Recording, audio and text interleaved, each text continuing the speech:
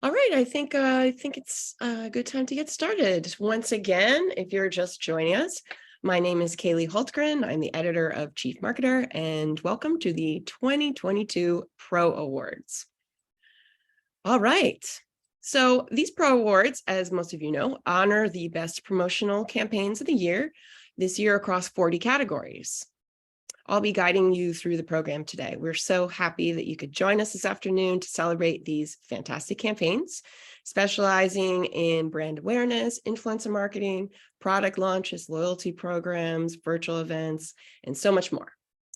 The work was judged by an impressive panel of industry experts, as it is every year. This year, they came from companies like Chipotle, Bayer, Burger King, Disney, Visible, and many others.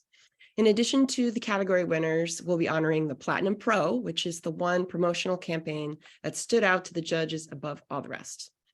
40 campaigns and the Platinum Pro will be crowned winners today, but frankly, the caliber of work this year, amid business challenges that continue to require marketing teams to adapt to new conditions seemingly at every turn, make it extremely difficult to do that.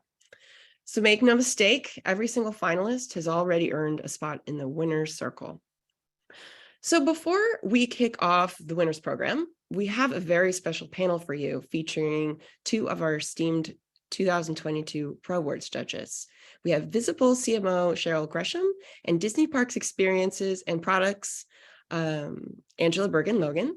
Her title is Senior Manager, Multicultural Marketing. These professionals had the opportunity to judge some of this year's categories and are here to discuss some of the latest trends in promotional marketing, themes that stood out among the entries this year, and where the future of the industry is headed. Welcome, Cheryl and Angela. How are you both? Thank you so much for having me. I'm so excited about today. I am doing great. Absolutely excited to be here, Kaylee and Angela, and I love talking about greatness in marketing. So this is going to be a fun panel. Awesome. I'm so glad.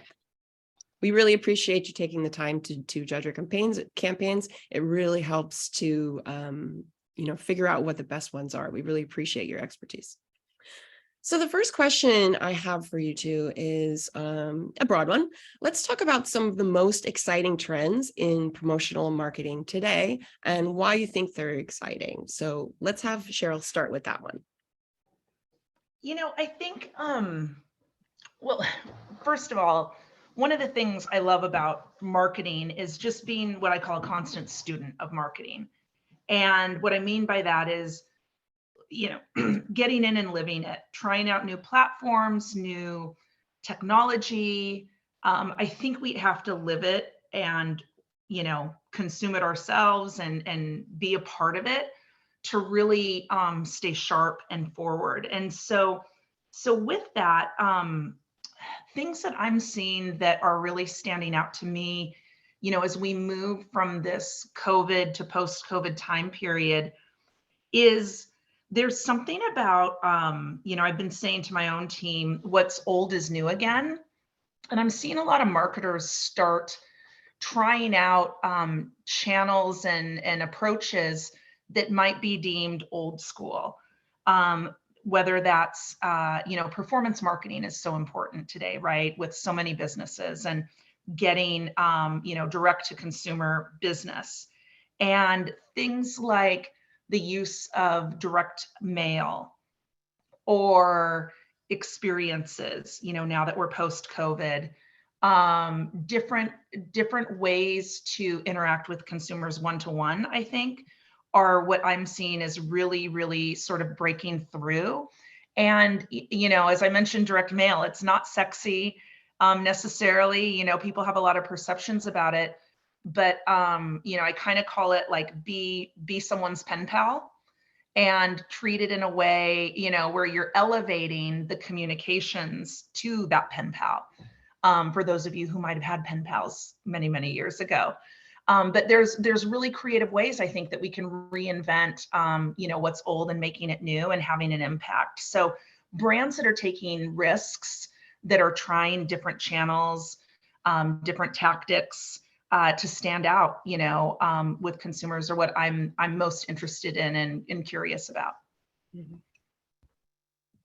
I love that. I would just love to build on that a little bit. She talked a little bit about all the changes that have happened, since a post-pandemic world. And one of the trends that I'm really seeing is more an approach, and it is the art of the pivot. And so I think that we've all learned how to pivot post the pandemic, but it's really a tactic that marketers have been using for quite some time. And for me, what it's all about is, how do you fail fast? If there is a tactic that you have in the market that you feel that the performance is not really where you want it to be, or do you want to amplify something? So the ability to pivot within a tactic is a trend that I see marketers are really employing, and they're feeling much more brave about saying, you know what, we want to pivot from that approach, or we want to double down on something else. So the ability to pivot within our tactic effectiveness is something that I'm seeing as a very strong trend. I would also say that there's a couple of other things that are pretty exciting. The world of influencers has been exciting for quite a while, but how we tell stories and how we connect with people promotionally through the use of influencers is really exciting. It's really about leveling the playing field. And for marketers, being able to have a two-way conversation with audiences is something that's really exciting.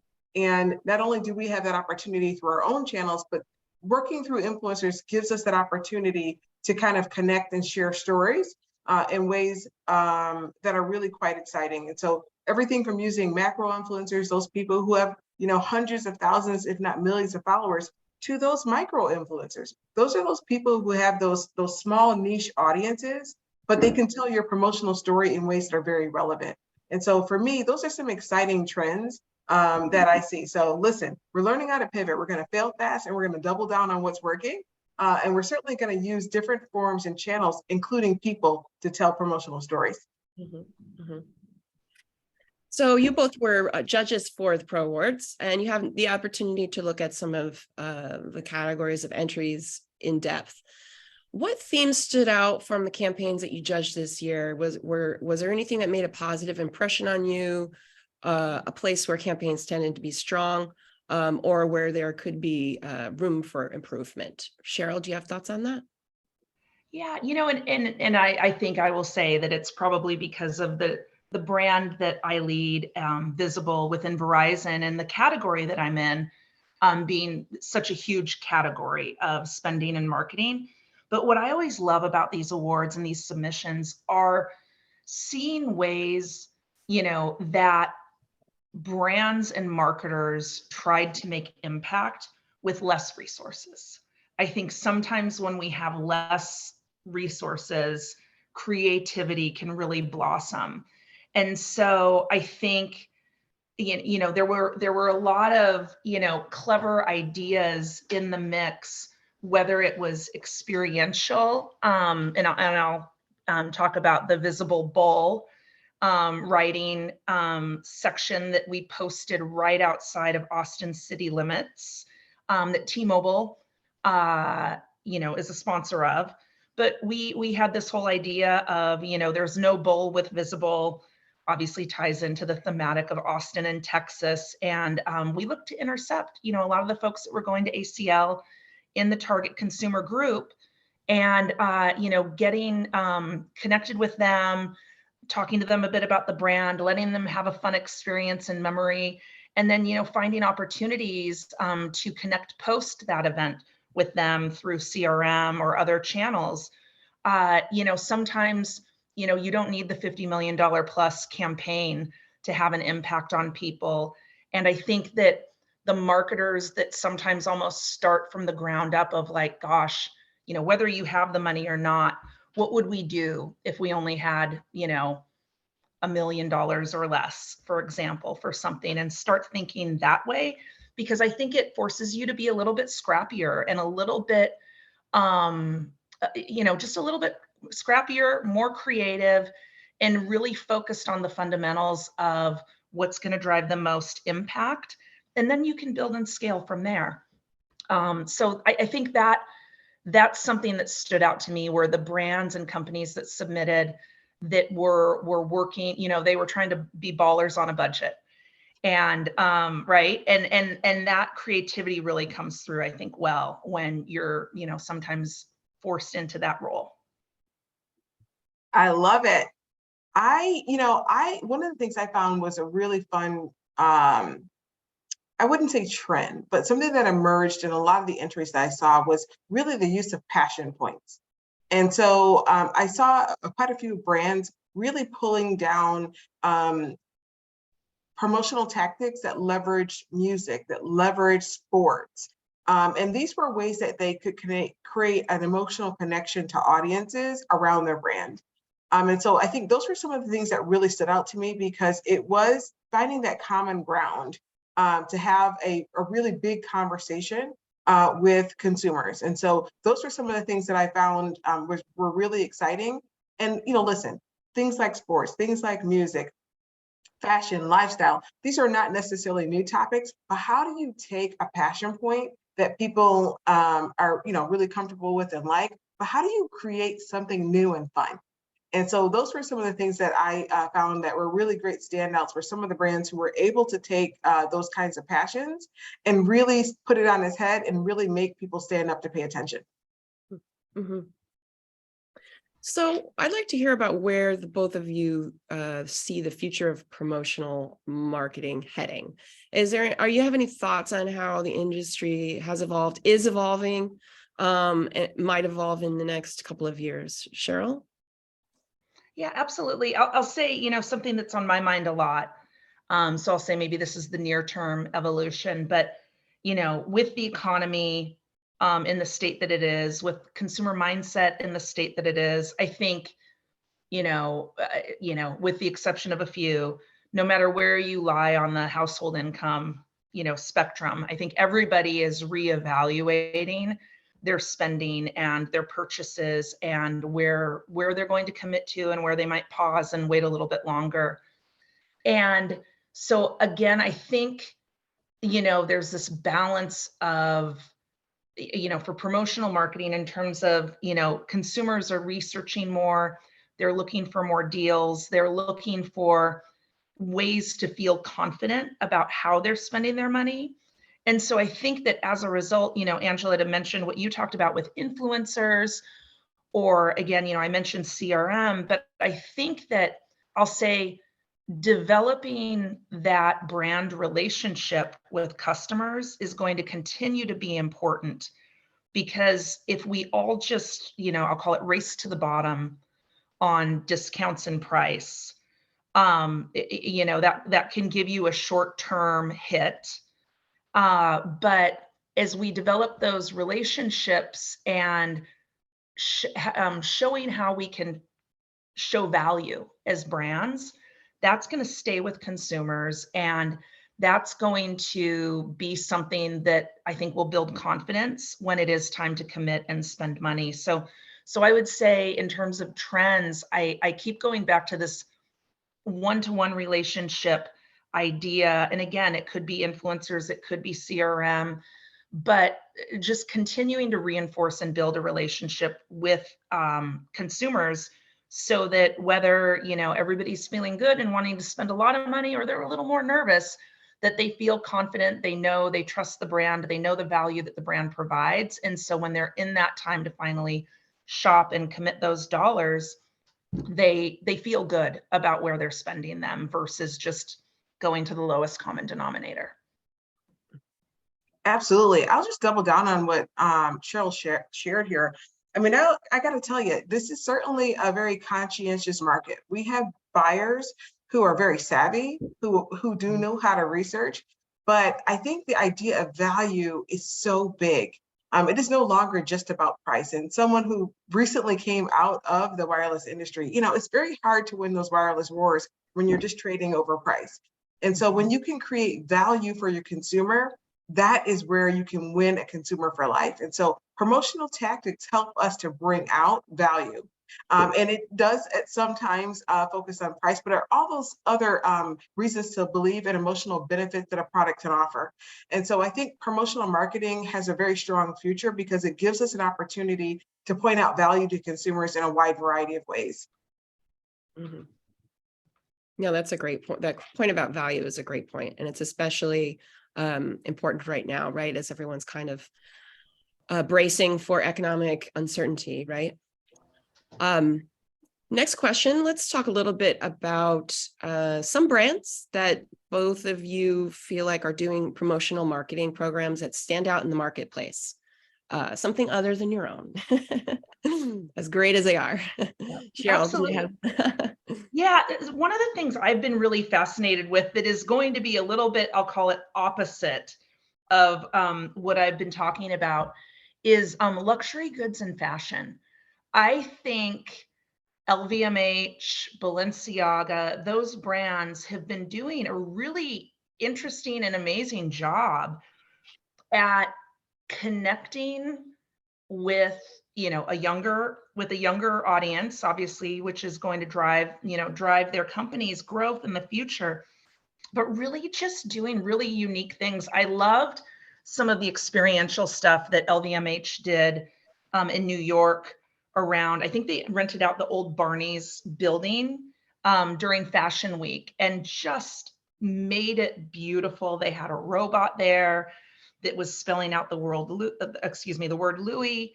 And it was very, not only beautiful, high end, all the things you think about with LVMH, but really was something that, I'm sure drove a lot of social mentions, posts, engagements, etc. I think it was Dior with Snap that did the spectacles where you could see yourself wearing the clothing.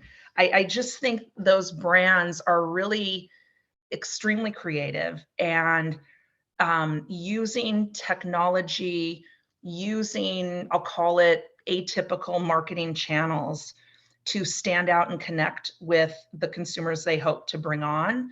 And I think there's a lot we can learn from them with what they're doing and how they're connecting with culture, technology, social, etc., to stand out. I love it. I mean, I will, first of all, she said my favorite words, which were Louis Vuitton. So, I mean, I already love it. But I will tell you that just to double down and kind of the opposite spectrum in the fashion industry, I also love what I see emerging brands doing. And so an emerging brand is a brand called Fashion Nova. And this is really a brand that has kind of grown through social media, but really used promotional marketing to pull in a new audience and also to create a new category.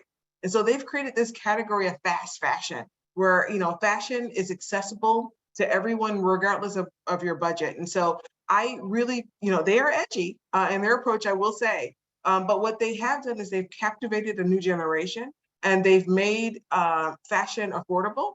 And they've utilized promotional tools as a way to really bring a new audience in and to create an entire niche for themselves. And although Kaylee said not to talk about our own brands, I have to a little bit. So if you can see me, I'm doing my favorite Wakanda Forever right now. And so, so I will give a shout out to my Marvel counterparts out there. But I have got to tell you that I am so excited, proud of what I saw promotional partners doing with the Black Panther Wakanda Forever franchise. And so you've got brands out there like Lexus, who created a really innovative campaign, not just a campaign, but kind of like a small film, and utilized a lot of promotional tactics to tell their story around brands. You have, brands like Sprite, who also came in and told really creative stories and really captivated a generation. And then lastly, you have a brand like P&G, which is one of, honestly, I would say, a gold star brand for me in terms of how they connect with audiences, particularly with multicultural. And what they did with My Black is Beautiful, really representing the beauty of Black people in different hairstyles and pulling their product in promotionally has been a huge win. So not only was it a win at the box office, but for promotional partners, it was a huge example of best-in-class marketing. I'll accept that. I saw this morning. Sorry, I just have to go. I saw this morning. I think it was on the news, Angela, but something about I think it was at California Adventure out here, but there's something about Wakanda living within California in the Avengers space for a while, and just anyway, you guys do it right at Disney. Yeah, It, so it, it listen, looks go out there incredible. and visit. Yes, Avengers Campus is absolutely amazing, and just a beautiful experience at Disneyland. So let's talk a little bit about inspiration. Yeah, I've heard some people say to find inspiration, they look outside the industry, like not just looking at, campaigns, other marketing campaigns, but really branching out. I was wondering if you could both talk about where you look to find your inspiration, being where you are in your roles right now with responsibility and seeing everything in the marketplace. Cheryl, how do you approach that? How do you find inspiration? Yeah, absolutely. Couple ways. One, I'm lucky that I am a mom of a couple emerging teens in my household, and I learn a lot from them. They were teaching me. I heard some new slang last night, and I was like, I don't know what that means, and so they were teaching me quite a bit. But anyway, my point is, I learn a lot, honestly, luckily, from my kids. And they were just telling me about a new app last week that they were all using, all their friends. I'll share here. I'm not endorsing because I don't know if it's good or not, but it's called the Gas app. But what I think is interesting is as a marketer, and I talk to my team about this, we have to stay and be students of marketing. You can't just go to school, get your job in marketing and be like, I'm good. I'm here now. I'm at Verizon or I'm at Disney. I know everything. I think you have to be intellectually curious at all times. You've got to read, you've got to experience, you've got to force yourself. I know a lot of folks who are like, well, I don't like that technology or using that platform or this or that. But I think you've got to be a consistent student of marketing, using it, learning, seeking out opportunities to try, test, and experience it, right? We've got to put ourselves in the mindsets and in the seats of our potential consumers and users. And so to do so, we've just got to stay students of marketing is how I would say. Reading, I'm a pretty voracious reader of, I don't like books. I'll listen to books on tape or books on podcasts now, sorry. But, articles, white papers, attending conferences like this. But I really think just being curious is probably what I see as one of the best ways to stay on top of marketing and then quite frankly, because then you develop a point of view.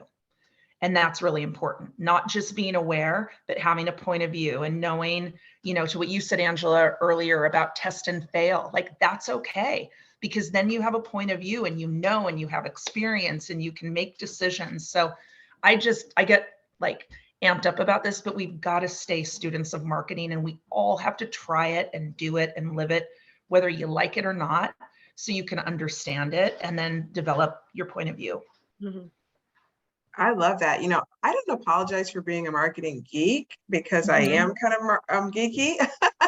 And I absolutely love consuming information on what amazing marketers are doing. And so certainly, not saying it just because I'm here, but listen, Chief Marketer really gives me lots of ideas of what's happening in the industry and how brands are approaching challenges and opportunities.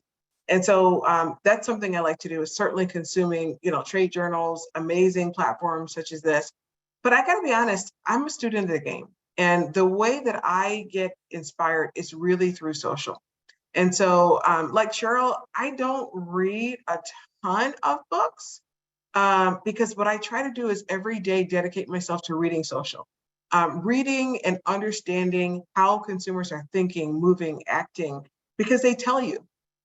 And so it is a wonderful place to be inspired. It's certainly something that you have to sometimes take in digestible parts, but it is, for me, one of the most inspiring places to just kind of understand the mindset of consumers. And so I do dedicate myself to time daily across a range of platforms, just understanding what's happening, what's moving, and utilizing that to be incorporated into my body of work. Love that. That's great advice. Speaking of advice, well, we have time for about one more question. Let's talk a little bit about advice that the both of you have for developing your careers, climbing the ladder and progressing professionally. So what would you say to people who are, either aspiring CMOs or just, trying to get to the next step in their career? Cheryl? Yeah, absolutely. I think, there's so many things to say, but first and foremost, I think results matter, right? And making sure that what you are doing and the role that you are in, you are driving the results that drive business. I think to grow and succeed in this industry, you've got to master and be great at what you're doing now. That may be obvious, but I think results, business results matter. Secondarily, obviously, I think, as we mentioned, being a student, as well as I think, a lot of it is getting out there and meeting people. And it's been so hard the past few years, but, there's been opportunities like this through, video conferencing, et cetera, but getting out and meeting people, talking to people, sharing ideas, and being open to learn. I would say that's something I learned. A mentor of mine gave me some advice through my career. I remember I got into a new role that was a more senior role, than I had before. And I said to her, God, I just, sometimes it's so embarrassing because I don't know the answer. And I remember she said to me, she's like, you don't have to know the answer. You don't have to know everything. Know great people to surround yourself, where to look, who to ask. And so I think, that idea of being resourceful, building out, a network of people that you can call, text, hit up through social for, opinions, ideas, can I bounce something off of you? I think that's really important, as well as, killing it in your results and remembering what your day job is. So good. Such good information. I would tell you that, listen, for me, it's being unapologetic. I kind of grew up at a time where you almost had to apologize if you were sharing your result. And the reality is that marketers are going to market. And so take the skills that you are building to market and tell your own story. Don't be afraid to toot your own horn. I would say honk it, lay on the horn, tell your story, because it is your journey. It's something that you should be proud of, that you should own, and that you should feel really comfortable being able to share your successes and even your opportunities, as Cheryl said, because learning is certainly the building blocks of success.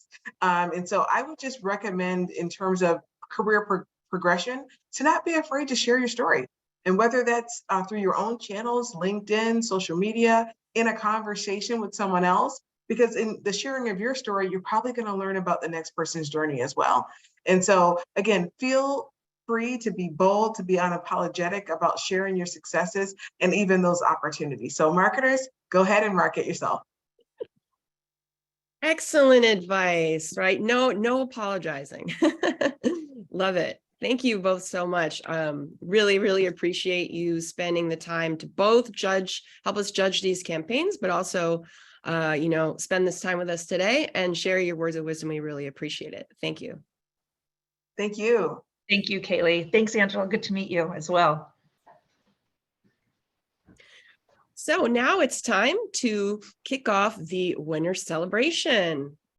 This year, we're going to do something a little bit different. We are going to present the winners in 8 separate groups, broken down into categories that highlight some of the areas of specialization that make up the Pro Awards this year.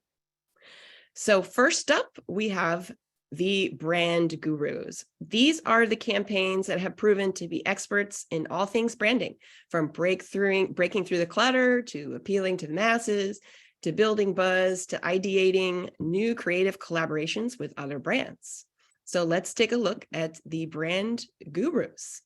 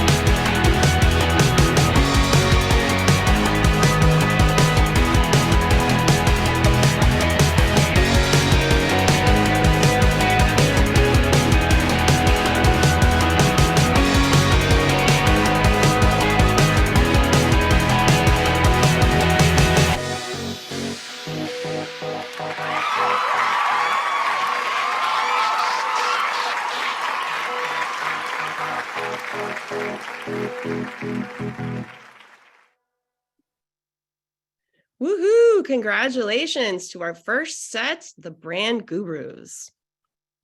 Next up, we have the channel experts. This group has mastered the ins and outs of channel marketing, hitting that sweet spot for specialized categories like out of home, direct mail, social media, and more. Let's take a look at our winners of the channel experts now.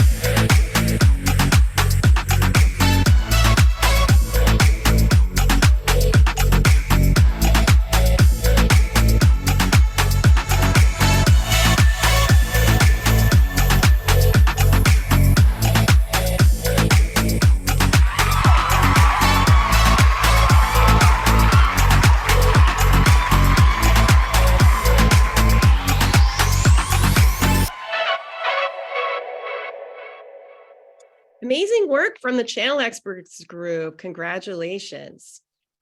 Now it's time to honor the creative strategists. This group's show-stopping creativity shone through above all else, from exceptionally creative content to disruptive tactics. Or maybe it's crafting compelling events and experiences amid marketplace challenges that keep on coming. So let's take a look at the winners.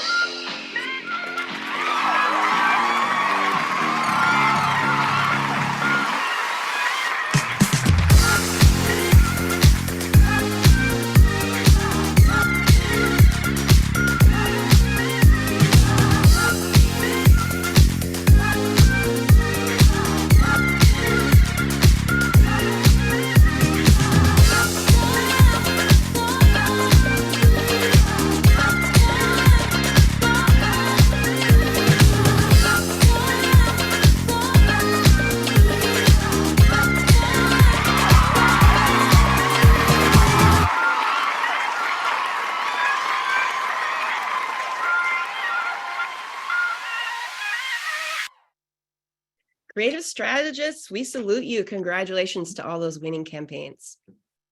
Now that brings us to the Masters of Commerce categories. They lead with driving conversions and boosting sales, and they are experts in marketing tactics that deliver on those goals. Let's check out the finalists and cheer the winners now.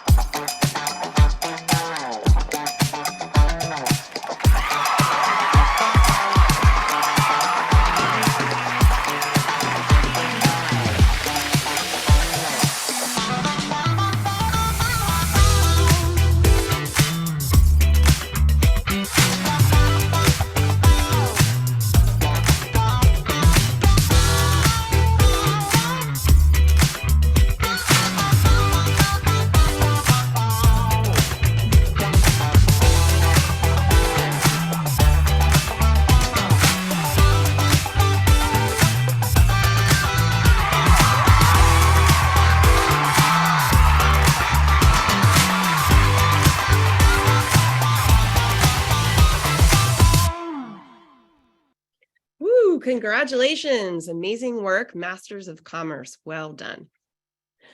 And now we have our next category, the Purpose Pros. These campaigns have demonstrated forward-thinking marketing tactics tied to evolving consumer preferences.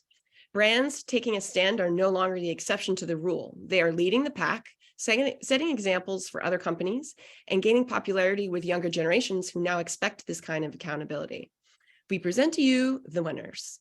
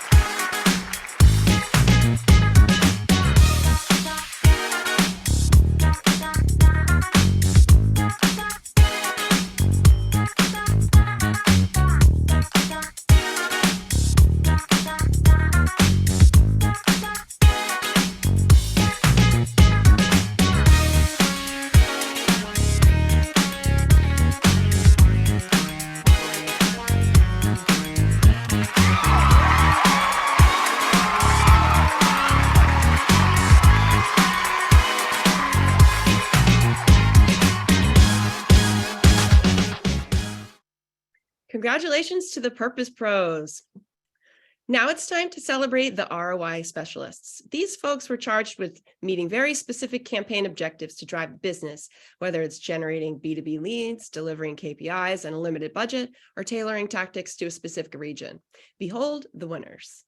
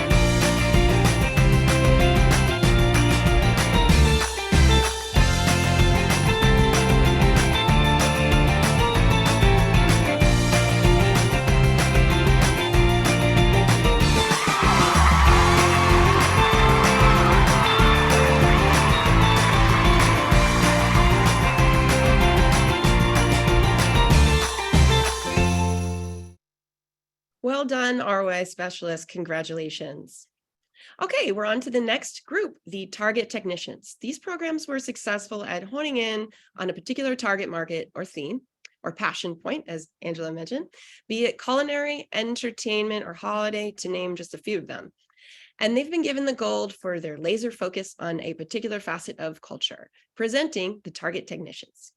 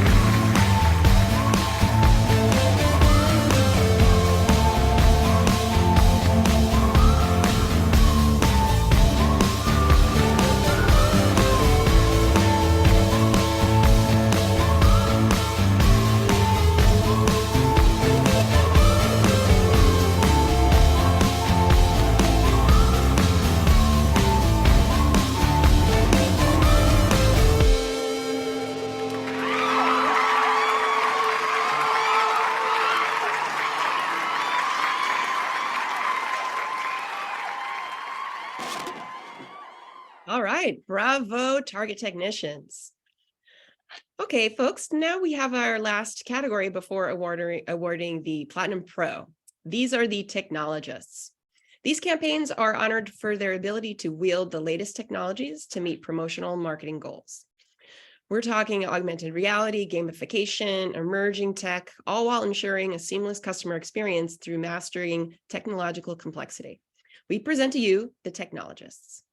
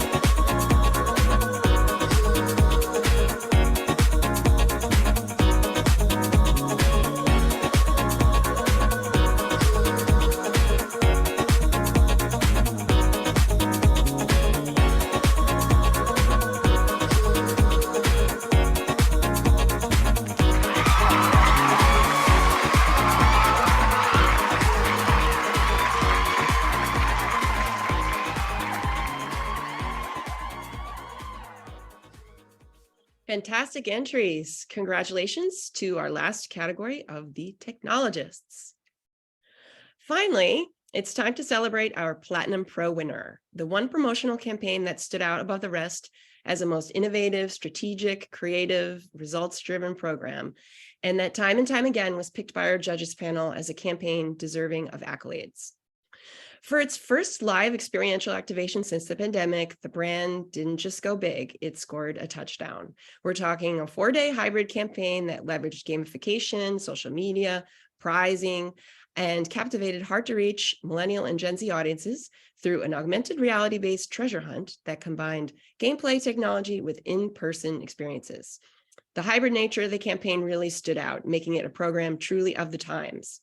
And talk about integration. It combined influencers, celebrities, QR codes, geo-targeting, NFTs, and in-person elements like physical prize redemption, a concert, and a photo dome to make a massive impact upon its target market to the tune of 610 million brand impressions and the status of going viral. Let's take a look at the Platinum Pro.